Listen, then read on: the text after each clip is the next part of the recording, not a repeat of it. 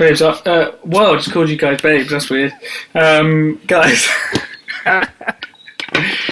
I've been accepting random people on things and regretting it. So I've added this girl on Skype, Lady Alana 5, accepted her friend request. She seems interesting, guys. It's just a random request, like I just said yes. She hasn't got no picture. Right. But suspicious. She just said hi when I logged on. I've said hi back. Okay. And what she said in reply to your hi? It's quite forward, got to admit, as conversations go. Well, I'm trying out thongs. You sound cute. Let's have some fun. So that's in response to hi. I don't know what to say to that. It's probably a 60-year-old fat man from Portland.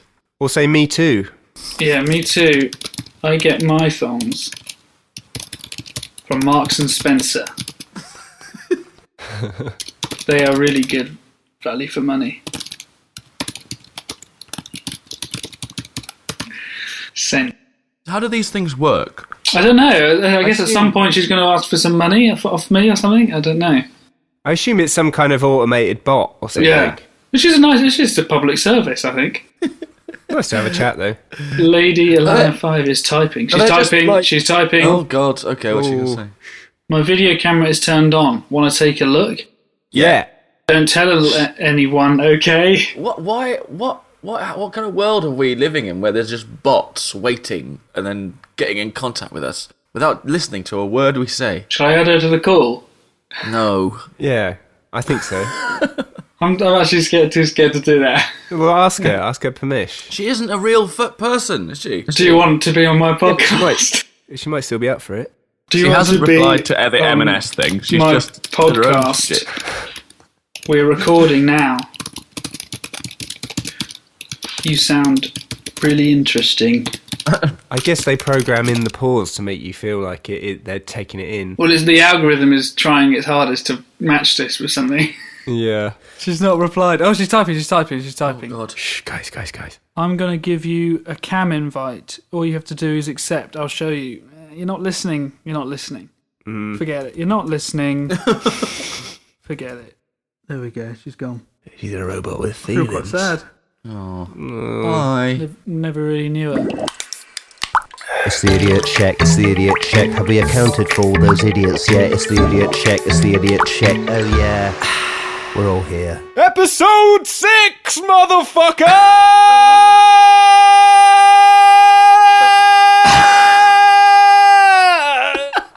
Have you just taken your thyroid pill? Yeah, 6. Nice bit of correspondence. Correspondence. That's the word I was looking for. Well, we begged people, and then they have taken pity on us. They succumbed to our begging. Got a few emails. I haven't got them up actually. I mean, they're all shit. Can't believe you're dissing. We had to beg last episode, and you're saying they're shit. No, they're good. They're really good. You actually stated anything. Put bollocks in the subject and say anything, and you got that, and now you're having a go at the kind people who wasted several hours of their lives. Collectively, there was probably about 2 minutes wasted, I would have thought. No, but they had to listen to it first. 3 emails. They had to listen through like 5 fucking episodes to get to that point. God. Shall we read some? Yeah. All right. Chris Wardle says, as requested, loving the podcast, it's fucking great. Rant over. Be excellent to each other. So he's having a go as well at you. I will say, I think the jury's still out on that because we've had a few people saying, well, one person. Yeah. So, what does that matter? The facts are facts, mate. Do you say rant or rant? Email in, rant or rant. Someone's saying, this is Nicholas, saying he's enjoying the pods. Surely only a matter of time before Idiot Check becomes an arena touring comedy spectacular, playing the jingles live, etc., like musical Badil and Skinner Unplanned.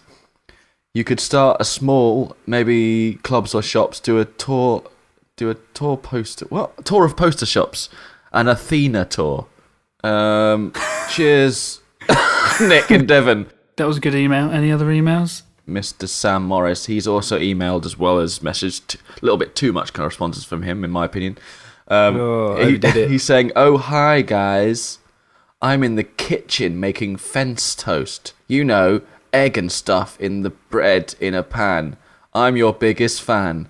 I love the podcast. If you could do a shout out for me, I would actually be really happy. The jingles are some of the best, and Luke's voice puts me to sleep. But in a really good way. A really good way. Good. Oh, I see. Erotic. Yeah. Is that what he's inferring? Yeah. And then he's attached an image of his fence toast. I think he means French toast, I like fence toast. Howard says, "Hi guys, just thought I would drop you a message as listened to your first few podcasts on a long drive home, and you have me in stitches. Great work. Thanks for the entertainment. Looking forward to more." That's nice, isn't it? That's good. Well, that's a bit of ego massaging nice. For Tom. For me, well, they're not all my mates. Actually, they are. No, they are complete strangers that I have never, ever seen or heard of in my life before. How many of those messages were you were like from yourself? 75% of them.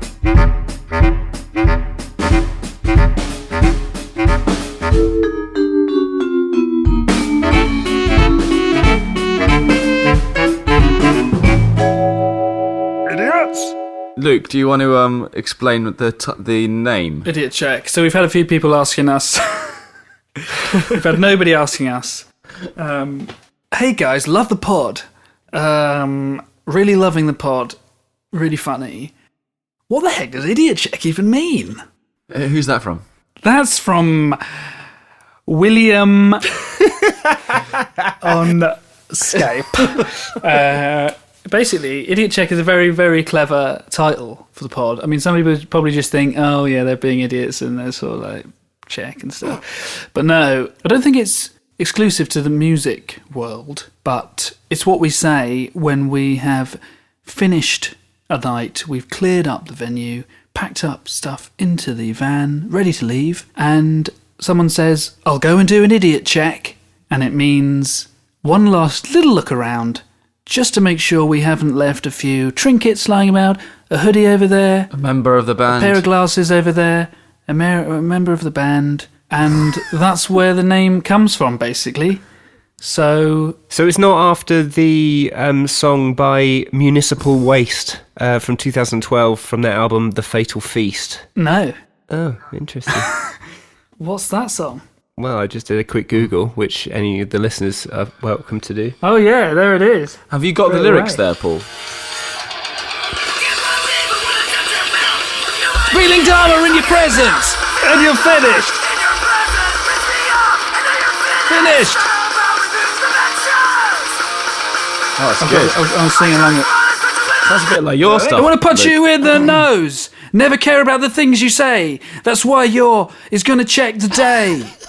I think this person has misunderstood. He's just put like ellipsis where he hasn't worked out the lyrics. And then your ... is going to check the day. you are now a ... now it's ... go ... shows. What? Where do you find these ones? I just typed in the first lyric website for this song, and all the lyrics are correct. Where are you looking? I just typed in idiot check. It's not one of those Polish ones. You always find the weirdest ones that don't know the words. Oh, listen to the end. Listen to the last line of their lyrics. It's not about leaving stuff at shows. I just want to smash you in the nose. No one cares about the things you say. That's why your ass is getting checked today. I'm gonna do a cover of this as a jingle. I don't think they're quite singing like that. Do they? I know what to do with the thing today. I know what to do with the thing to say. So yeah, that's what idiot check means. If anyone gave a shit. No? Okay. I can't believe a word coming out of your mouth. No idea what you're talking about. I'm feeling dumber in your presence. You pissed me off and now you're finished. 'Cause it's not about leaving stuff at shows. I just want to smash you in the nose. No one cares about the things you say. That's why your ass is getting checked today. You can keep on annoying people all you want, but pretty soon it'll come into a screeching halt. Run around in circles chasing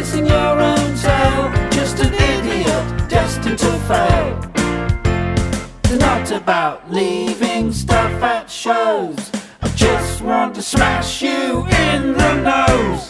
No one cares about the things you say. That's why your ass is getting checked today. Went to the beach. It wasn't good. It wasn't worth. Nothing worth speaking about. It was just really cold. It was a sunny day though, you see. It was the one sunny day, so Hannah kind of went a bit like, let's go to the beach quick. Which, it was fine, you know, some horses and stuff. Watched some horses. Are you sure you were at the beach? That sounds like you're in a field. No, you see, because people take their horses for a walk on the beach, don't they, mate? Really? Do they? Don't you know? Are you living in a Nicholas Sparks novel? It's a thing to do, isn't it? I don't know. It's a very flat beach. It's like it's not a beachy beach. It's a sandy, flat. When the tide is out, it's just a nice flat area. Is that why it's called Seabiscuit? Yep. And he loves a biscuit. And I was just watching them all, like, walking along, and they were just pooing. I just thought... I think I said something to Hannah, like, it'd be great if we could just walk along and just shit. Wouldn't it? You've said this before, though. This is a recurring thing. What did Hannah say? That ruined the romance of the day a little bit.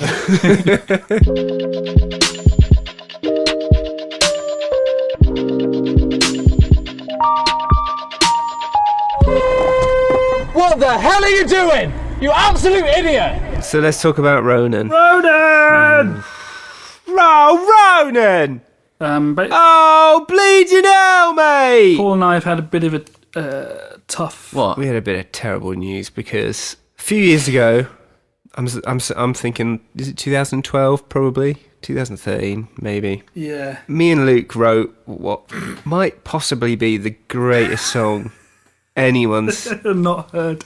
It was a game changer in our lives. Shortly after South writing American the song, girl. No.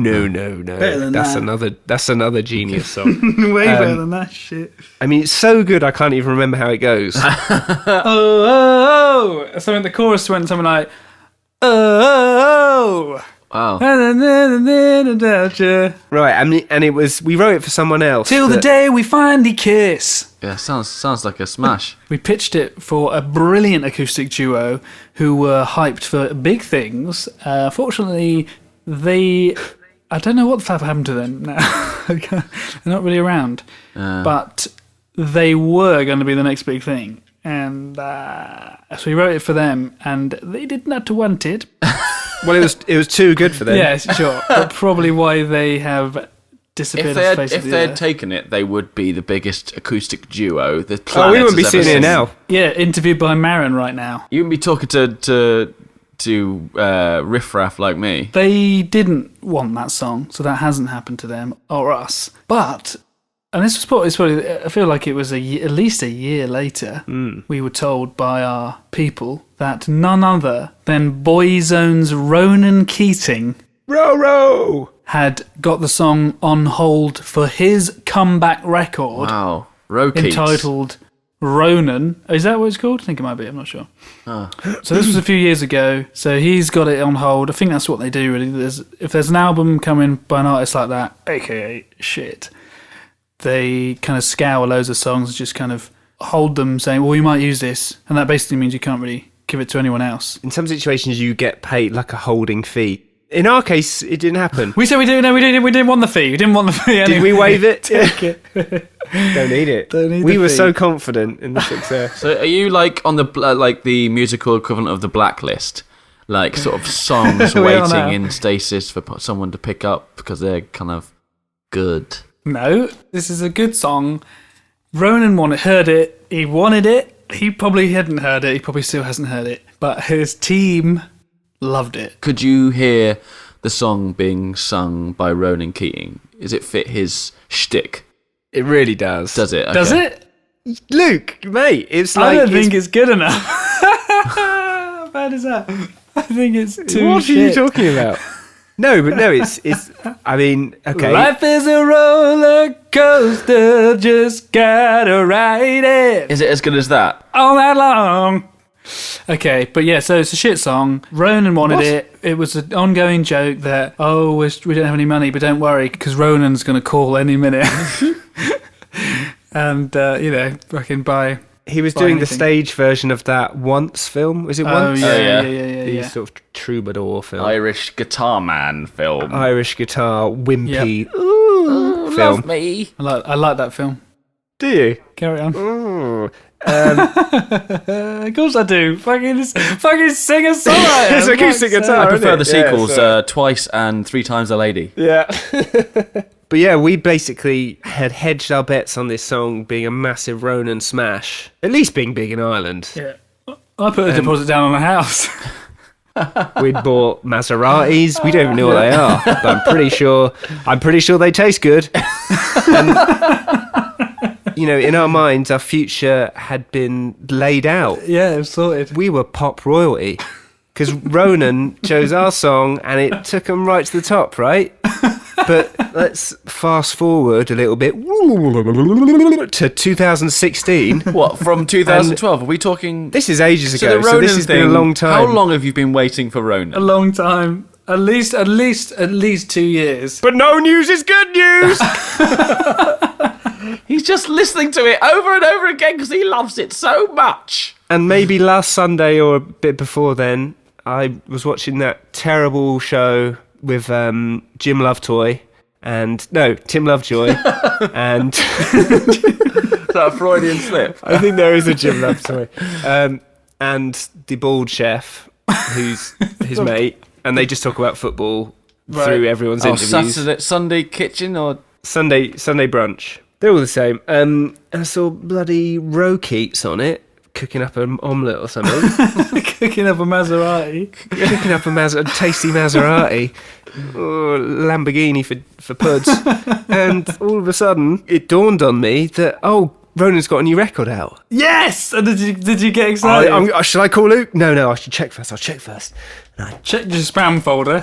Just in case my cheque for £1 million was just in there. And check to see if he had a new record out. Lo and behold, he did. What's it called, Luke? Isn't it called Ronan? So is that the one? Did they say at the time that was the record it was going to be on? Your song? Oh, this is a good point. But I hadn't even thought about this. Paul, this could happen next. It could be on the next one. There's still hope. Oh, okay. Keep that Maserati coming, yeah? Keep it hot. So, wait. What's his new record called? Is it called Ronan? Yeah, and the best news... So, yeah, it's called Ronan, I think. It's called Time of My Life. And according to RT10, which is an Irish news, I think, music news outlet online, he's only sold 203 albums in Ireland! Yay! Prick. 203. The most depressing part of it all was I went through the track listing to see if I recognised the title. Nah, nothing. I can't even remember what ours was called. It was called Without You, I think. Without You, game changer. I'm telling you, Tom, you've got to hear this because he's a fool. But I went through. I didn't see it there, and then I went through iTunes and previewed them all just in case he renamed it. Of course I did. Went through each one. Oh, amazing! No, still nothing. Ronan! And then I thought maybe he's just rewritten a section, and that's the thing we get on the iTunes preview. I haven't bought the record yet. I mean, that's one step too far, isn't it? Maybe you should buy it, Luke, and then we'll check through it. I'm all right. Hello there. I'm Ronan Keating, and this is my new song. Together we are all okay. Number 32 in the Irish charts. Here we go. Okay, Ronan, this is that song we told you about, the one by the couple of blokes from England. It's very cheesy, right up your street, very generic. Do you want to give it a go? Cool. 3, 2, 1, go for it, mate. Okay, boys.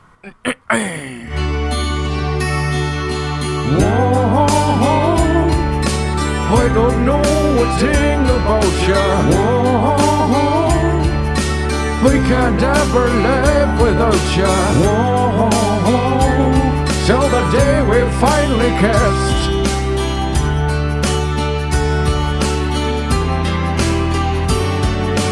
You say it best when you say nothing at all. No, Ronan, you sang that other song you do.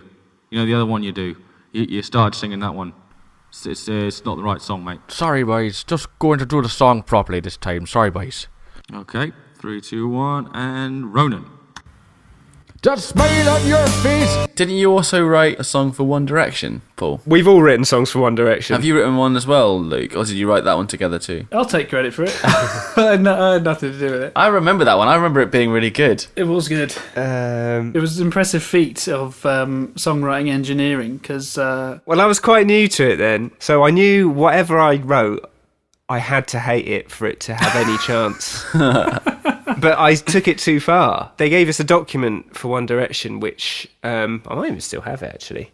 But honestly, it was like an 8 or 9 page Word document, but full of, like, they'd copied and pasted young girls' statuses from Facebook. Really? For little sort of buzzwords, and they'd put loads of young person speak, like peng.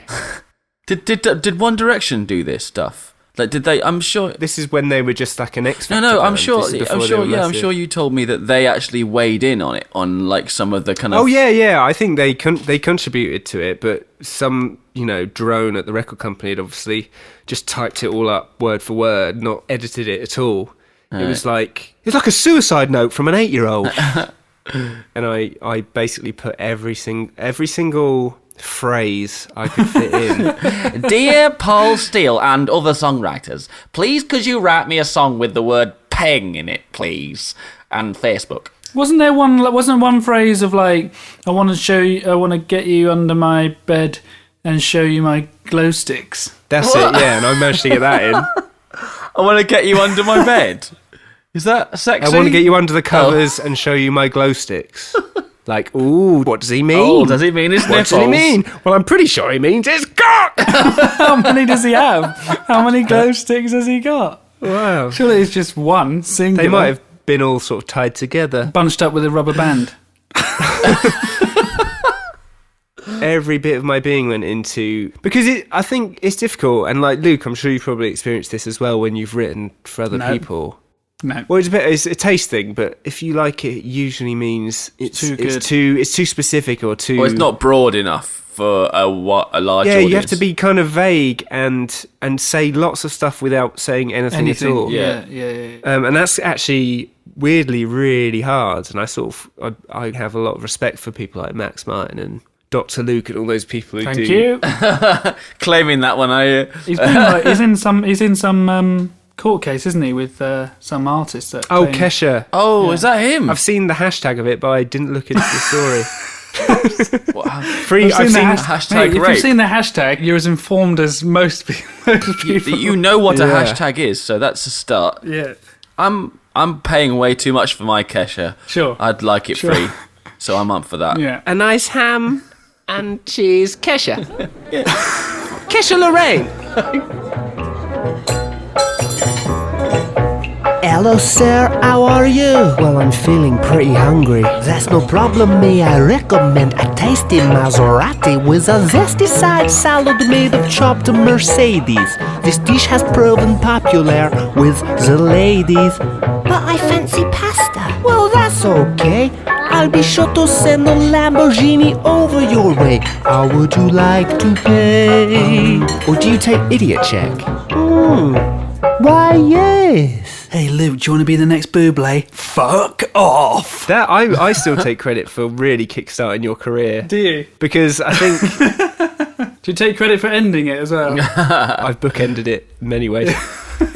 I wrote this song that was for... It was a Michael Bublé tribute act, got signed. That got signed to a major record deal, and they wanted some songs for it, sort of in the style of Bublé and that kind of swingy, schmaltzy kind of style. So I wrote a song, and, I'm no great singer, so I asked Luke if he'd stick his vox on it. No one else was available, were they? No one else could do it. But, you've got a silky smooth vocal, and we got you in, and I sort of really tried to bring out the crooner in you for it. The croon in you! We sent the track off. It got a good response, and it was all ready to go to this Bublé tribute act guy. He had a go at singing it, and it basically he got dropped because it turned out he couldn't really sing unless it was covering Bublé. But what did happen, right, was they loved the track so much and loved Luke's vocal, they offered Luke the chance to re-sing all the tracks that had been written for this guy. And essentially be the new Michael Bublé. basically the Asian Bublé. Michael Bublé.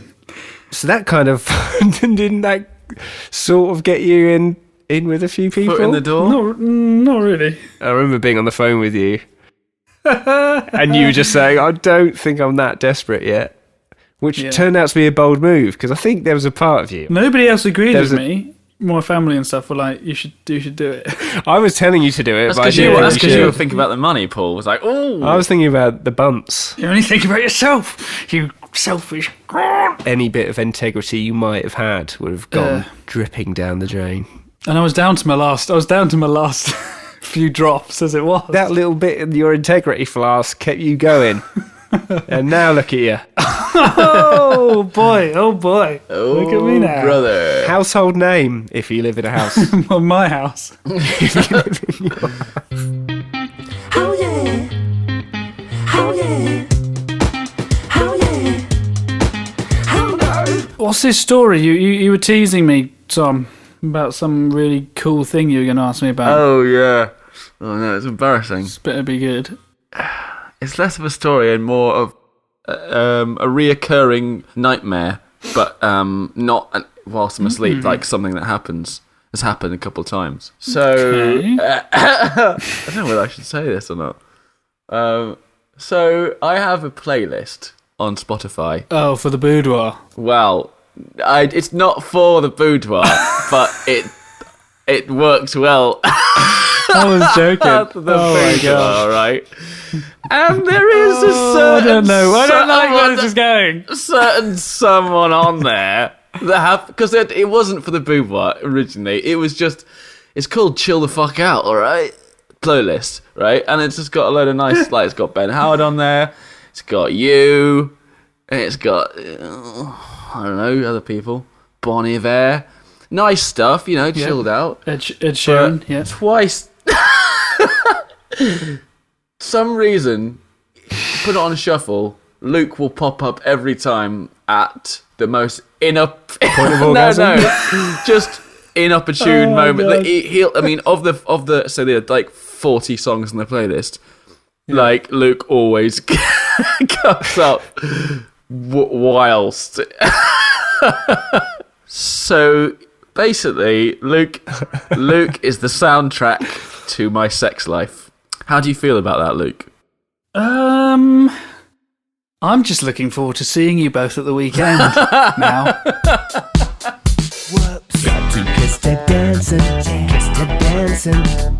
Got to kiss that dancing, kiss that dancing. Cry. Let's kiss the dancing good night. Let's kiss the dancing good night. I sometimes wish it was always the dancing time. Yeah. Got to kiss the dancing, kiss the dancing. Thought you were great in getting even with Dad. So moving on swiftly, what is this business about why Luke never introduced Paul to his parents? Yeah, that is interesting to me, actually. We've talked about it in previous pods. We both played in a band called Stars and Sons, and that's how I met Luke and got to know him. You need to get over this, Paul. You need to get over this. I don't know if I can, Luke. Let's air it on the internet. Come on. Right, let's set the scene. We're at Water Rats. London. King's Crath. It was one of the first times Luke's parents came to see a show. They'd thought, these guys aren't complete chances after all, let's check it out. They were there in the bar area and talking, and there was a bit of a circle where Luke's parents were, talking to Sandy, and talking to Mike, and talking to Stu.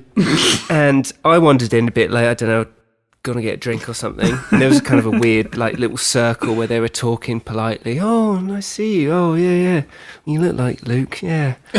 And I just walked past with kind of open body language, going, "Hey, right? Hey, hello, hi." You weren't saying. You think you were saying in my mind? You were just walking around. Just walking around with an open body, you were naked. And I went past several times. I think you even looked at me. I remember you were walking past.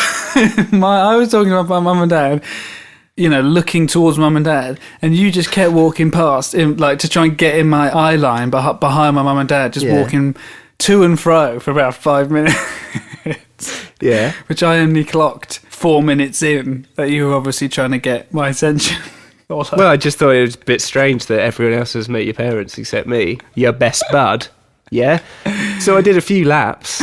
Were you just circling his parents? Yeah. Essentially, but this was not only it never one happened. show. It never happened, did it? Yeah, because you never got the introduction then, did you? I didn't get the introduction then. Why did they just run away? No, just Luke. I just didn't get before we knew it. We had sound check or whatever. We had to start the show. Yeah, it just didn't happen. Luke, dear, who is this large, lanky man who's circling us? Could you get him to leave, please? I think it was more. I remember it being more like, "Who is that lanky girl?" That was another friend of mine, Tim, who kept coming saying, "You look cool, but you need to ditch the lanky teenage girl in the back." Don't you remember that? Well, I don't remember it. Because at the borderline, I told you about that. He thought you looked like a girl because he was there. Don't you remember we were hanging out after or before a show at the borderline? It was like a bald guy wearing a suit. He always was wearing a suit because he always came from work. Oh, yeah. I was trying to get you to fight him. I definitely told you that he said that. Did he actually say that? Yeah.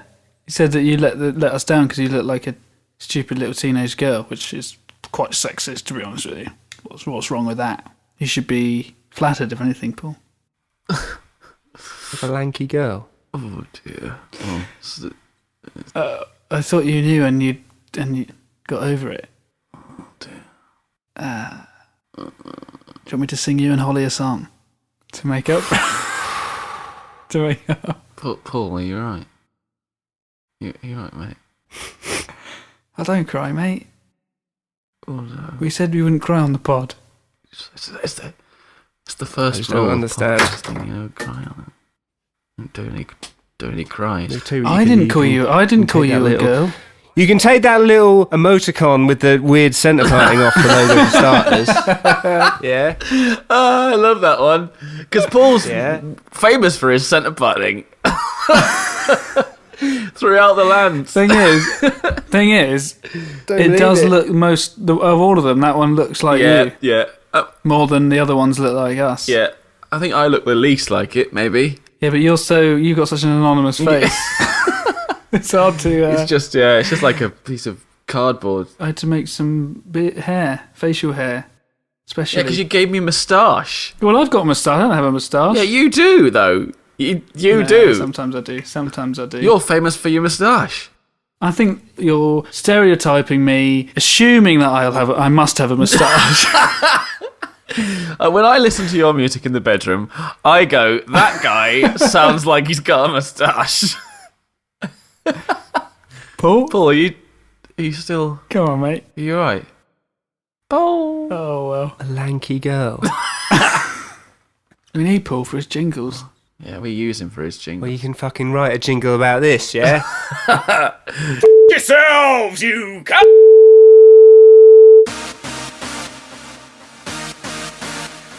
Sital-singh, parent, stay in. I'm quite interested in the topic of first ever bands. Oh, yeah. Yeah. I'd like to hear both of your stories on that. Well, you got to start somewhere, haven't you? You do. And are we talking literally the first band? I guess you can just mention a couple of notable ones. Stainless Steel, which became Astatine. Wait, you were in a band called Stainless Steel? Hang on a sec. Was this before you knew Paul? Yeah, it was. Because that would be... I mean, there is a thing called... There is an actual thing heaven. called steel. It's like a... Is it when you nick something off someone? Yeah, there's that as well. No, I think that's how we spelt it as well. Stainless steel with S-T-E-A-L. Oh, very clever. We had a song called Drum and the Bass Kiss My Ass. Brilliant. As in, I don't know, drum and the bass kiss my ace. What? Yeah, wait. So it was it drum and bass kiss my ass, or drum and bass kiss my ass? Kiss my ace. Well, because basically we would be my friend Tom on the drums. I was playing electric guitar big time, and other friend Matt would come in and sort of rap over our jams, and that was one of his reoccurring phrases. Drum and the bass kiss my ass. That was when we were anti drum and bass for some reason. Can you say rant? No, I can't.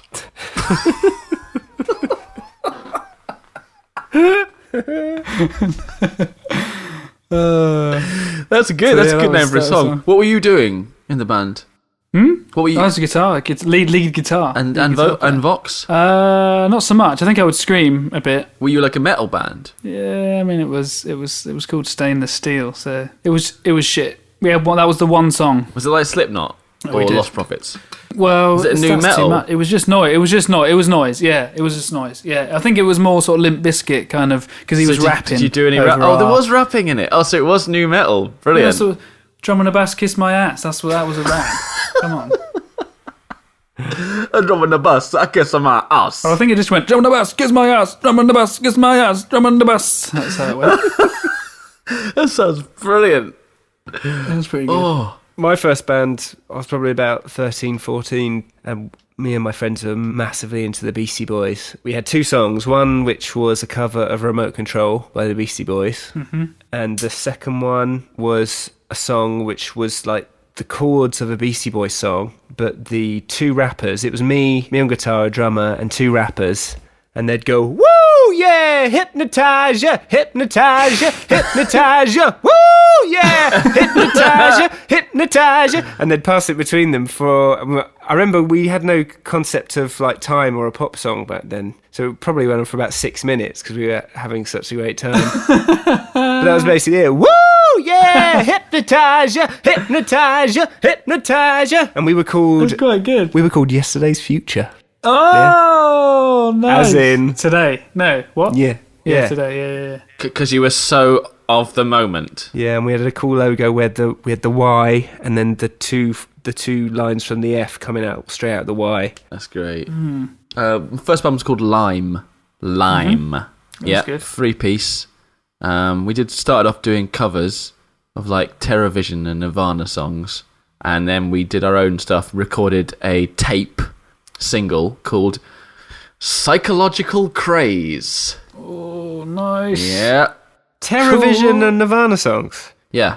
We're not talking the Tequila years. This was like before that. They were a proper rock band. Yeah. And then on the tape there was a song called What's the Time, Mr. Wolf?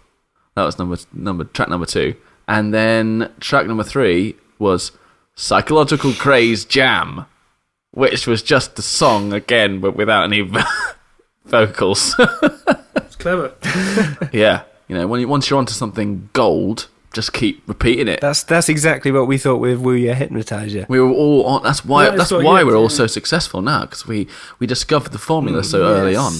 Yes, it's true. 100% correct. Did you actually do any gigs? We actually played a roller derby, or roller disco, more like. So we played on the stage whilst lots of young kids our own age just raced about on roller boots in a room with flashing lights. You ever done anything like that? Roller discos, bands playing roller discos. Yeah. That sounds good. Yeah, it was quite good. I mean, no one was taking any notice of us. We did a tour of schools in Germany. This was when I was like 16. Wow. Oh my God. That was weird. And that's the big time. That is the big time. That is big time. I'd honestly, I'd kill to tour a school right now. Just go on an open day, Paul. We showed up at one of the schools, and basically we didn't bring any gear with us. We just they was providing it there. All right. Well, we brought some gear, but we didn't bring a drum kit. We turned up one school, and they didn't have a drum kit. They had one of those pads, drum machine pads, and we were covering Smells Like Teen Spirit at the time. And I had to do it on, so it was just a dull fad. It's amazing. I'm in a band. This is my band. Like us on Facebook, please. Alright, how are we going to end this then? Bye, what's happening? Is this the end? So who was the lucky one who's going to get cut off this week? Mid-sentence. It's the idiot check, it's the idiot check. Have we accounted for all those idiots yet? It's the idiot check, it's the idiot check. Oh dear, they've all gone. Right, you guys feel I'm doing a wee-wee. Okay, I'm going to go and get a bottle of water. You talk, Luke.